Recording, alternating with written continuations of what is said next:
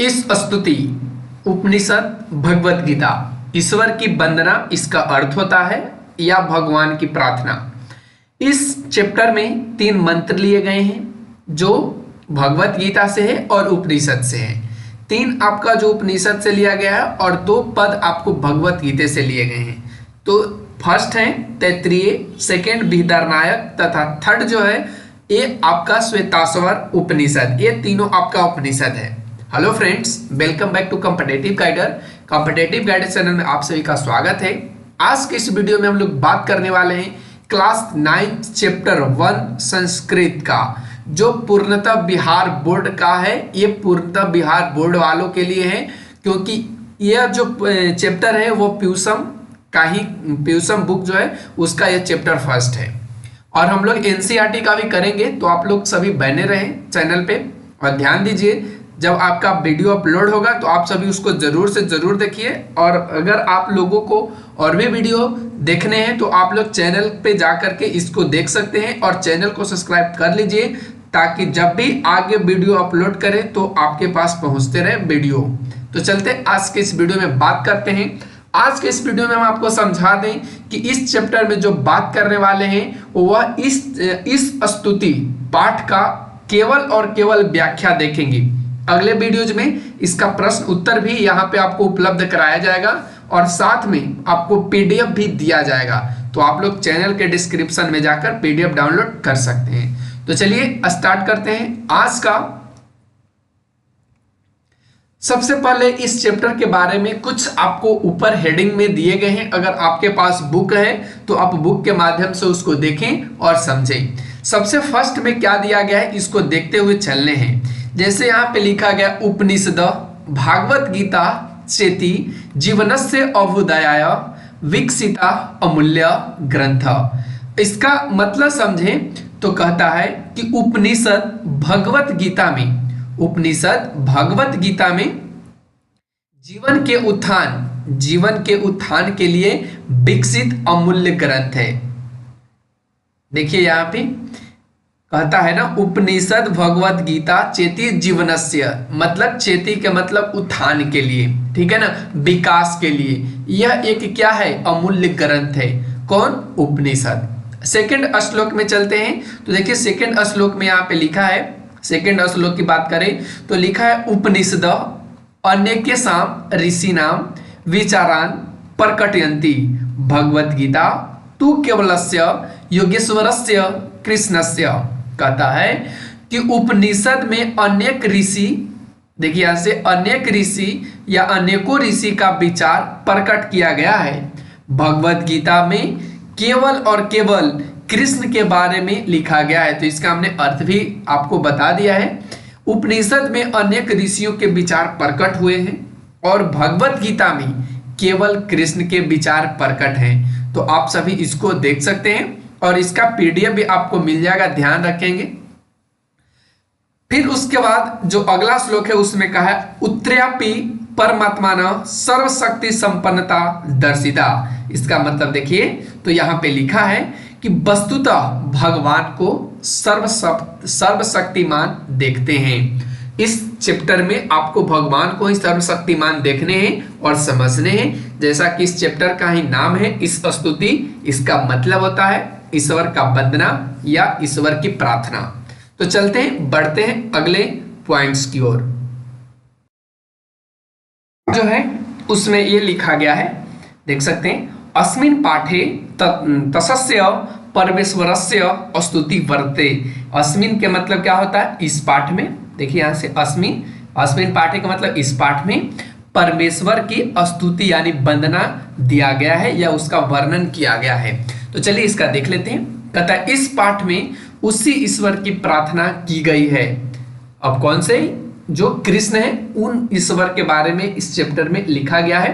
तो चलते हैं, देखते हैं श्लोक के माध्यम से श्लोक क्या है। तो सबसे फर्स्ट जो श्लोक लिया गया है, आप ये भी ध्यान देंगे, ये आपका श्लोक लिया गया है तैत्तिरीय उपनिषद से। ध्यान रखेंगे, ये आपका तैत्तिरीय उपनिषद से लिया गया श्लोक है। देखो यहाँ पे और समझो। कहता है यतो वाचा निर्वंतते अप्राप्य मनसा सह आनंदम ब्राह्मणो विद्वान न बिभेति कुत्सचन। अब इसका मतलब समझते हैं, इसका मतलब क्या होता है। तो देखो, सबसे पहले इनका मतलब समझने से पहले आपको ये चीज पता होना चाहिए शब्दार्थ। अप्राप्य का मतलब क्या होता है, तो न पाकर। विद्वान का मतलब क्या होता है, जानने वाला। विभेति का मतलब क्या होता है, डरता है। और कुत्सचन का मतलब किसी से भी नहीं। तो चलिए अब इसका हिंदी में देखते हैं। कहता है कि जहां वाणी मन का साथ पाए बिना, जहां यानी यतो के मतलब क्या होगा, जहां, वाचो के मतलब वाणी। तो आप देख सकते हैं, इतना अगर करेंगे तो बहुत बड़ा वीडियो हो जाएगा। इस चलते इसको हम शॉर्ट में, छोटे वीडियो में आपको संपूर्ण ज्ञान देने की कोशिश कर रहे हैं। कह रहा है ना, जहां वाणी मन का साथ पाए बिना वापस लौट जाती है, जिसका वर्णन वाणी और मन नहीं कर पाता, उस ब्रह्मानंद या कह सकते हो परमेश्वर, उस परमेश्वर या ब्रह्मानंद को जानने वाले विद्वान किसी से भी नहीं डरते। तो ये वहां यहाँ पे किसकी बात करा गया है, वैसे लोग की बात करा गया है जिसके पास ज्ञान हो, जिसके पास ब्रह्मा को जानने की या ब्रह्मा को परखने की या परमेश्वर या ईश्वर जो भी है उनको जानने की या उनकी शक्ति को पहचानने की क्षमता होती है, वो पृथ्वी पर कोई से भी नहीं डरता है। ठीक है ना, इसका मतलब ये हुआ। चलते हैं अगले श्लोक पे। अगला जो श्लोक लिया गया है ये तो आपको हर जगह देखने को मिलता है, ये सभी स्कूल वगैरह में लिखे होते हैं। अस्तो माँ सदगम्य, तमसो माँ ज्योतिर्गम्य, मृत्यु और माँ अमृतम गम्य। कहता है इसका मतलब क्या, इसका मतलब है कि हे परमेश्वर या हे ईश्वर, हमें सत्य के मार्ग पर ले चलिए। हमें कहाँ ले चलिए, सत्य के मार्ग पर ले चलिए और सत्य के मार्ग पर नहीं। और यहाँ पे तो आपका शब्दार्थ है, आप देख सकते हो, माँ का मतलब मुझे, गम्य का मतलब भेजो। फिर आगे कहता है इसी श्लोक में तमसो, यहाँ पे तमसो माँ ज्योतिर्गमा, यानी हमें प्रकाश की ओर ले चलिए, अंधकार की ओर नहीं। कहने का इसका मतलब है जहां प्रकाश है ना वहीं पे आप ले चले, अंधकार की ओर नहीं। किसको बोल रहा है, तो यहाँ पे ईश्वर से या परमेश्वर से प्रार्थना किया जा रहा है कि हे ईश्वर, हमें सत्य की ओर ले चलिए, असत्य की ओर नहीं। हमें प्रकाश की ओर ले चलिए, अंधकार की ओर नहीं। और भी इसमें है, कहता है आगे, मृत्योर्मा अमृत गम्य, अमृतम गम्य। इसका मतलब कहता है हमें अमरत्व की ओर, यानी अमरत्व कहने का मतलब अमर, ये बात नहीं। अमरत्व कहने का मतलब हमको उस ओर ले चलिए जहां से मेरा मोह माया सब छूट जाए और हम आपका ध्यान या ईश्वर का ध्यान या परमेश्वर का सदा सदा के लिए बन जाए। तो यही कहता है कि हमें अमरत्व की ओर ले चलिए, मृत्यु की ओर नहीं। मृत्यु कहने का मतलब यहाँ पे मोह माया से रिलेटेड है, ध्यान रखेंगे। हम लोग मोह माया में मृत्यु को प्राप्त कर जाते हैं और फिर अगले जन्म की सोच लेते हैं। तो यही चीज कहता है यहाँ पे, प्रार्थना करके ईश्वर से कि हे ईश्वर, हमें अमरत्व की ओर ले चलें, मृत्यु की ओर ना ले चलें। चलते हैं अगले अब श्लोक पे। अगला जो श्लोक है वह लिखा है, एको देव सर्वभूतेषु गूढ़ सर्वव्यापी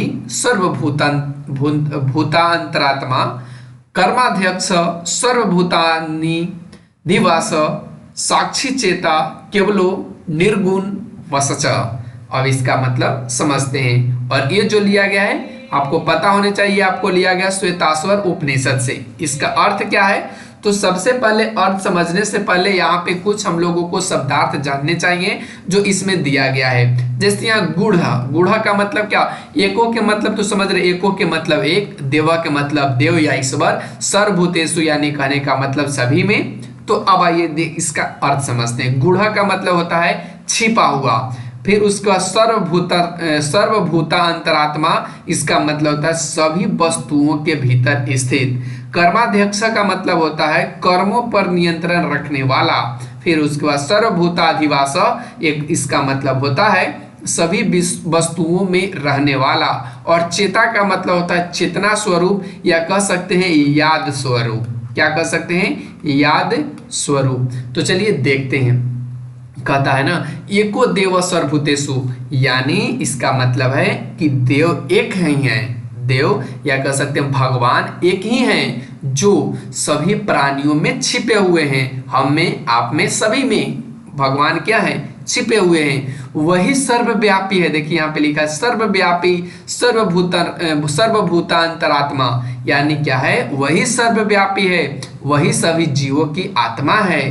फिर आगे लिखा है इसी में कर्माध्यक्ष, यानी कर्माध्यक्ष के मतलब कर्मों पर नियंत्रण रखने वाला।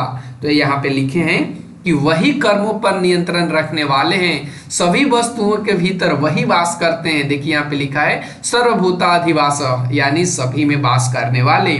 साक्षी चेता केवलो निर्गुण निर्गुण वासच, कहता है कि सभी में वही चेतना का स्वरूप है, यानी सभी कहने का मतलब हम लोगों में यहाँ पे या जीव जंतु में, तो इन सभी चीजों में कौन है, भगवान है, एक देव है। तो यही चीज इसमें समझाया गया। चलते हैं अगले श्लोक पे।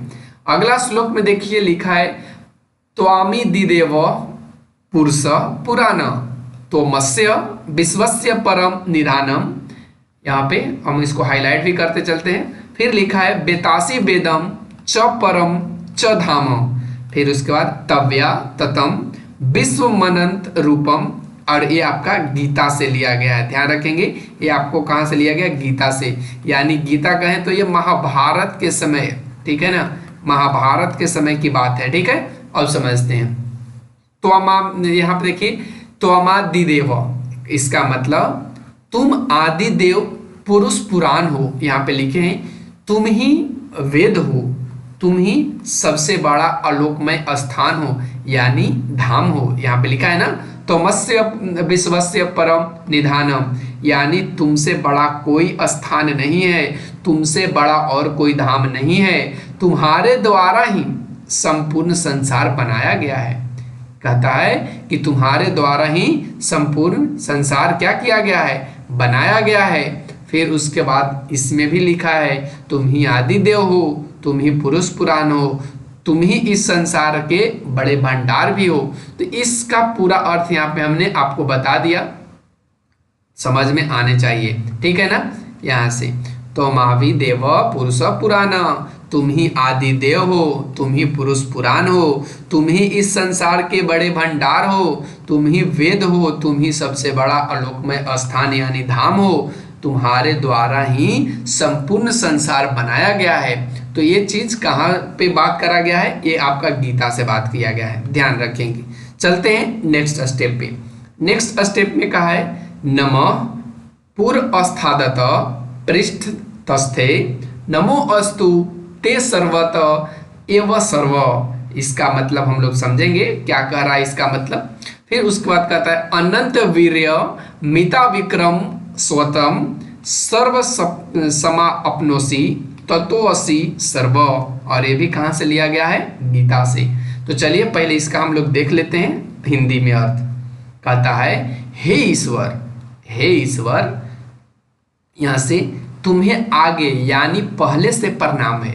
आगे का मतलब पहले से, यानी जब हम लोग ईश्वर को नहीं देखे हैं या नहीं जानते तब भी हम लोग प्रणाम करते हैं, और इसके बाद भी यानी पीछे से भी हम लोग प्रणाम करते हैं। यानी जब हम ईश्वर को नहीं देखते हैं तब भी प्रणाम करते हैं, और जब देखते हैं तब भी प्रणाम करते हैं। तुम्हें सभी ओर से प्रणाम है, यानी सभी ओर से तुम्हारा नमस्कार है, सभी ओर से हम तुम्हें नमस्कार करते हैं। तुम ही अत्यंत पराक्रमी हो, तुम सबको अपने आप में विलीन करते हो, सब कुछ तुम्हारे द्वारा ही व्याप्त है।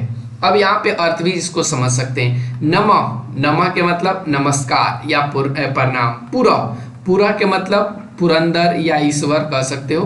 पृष्ठतः, यहाँ पे अस्थादत, अस्थादत कहने का मतलब पहले और बाद में भी।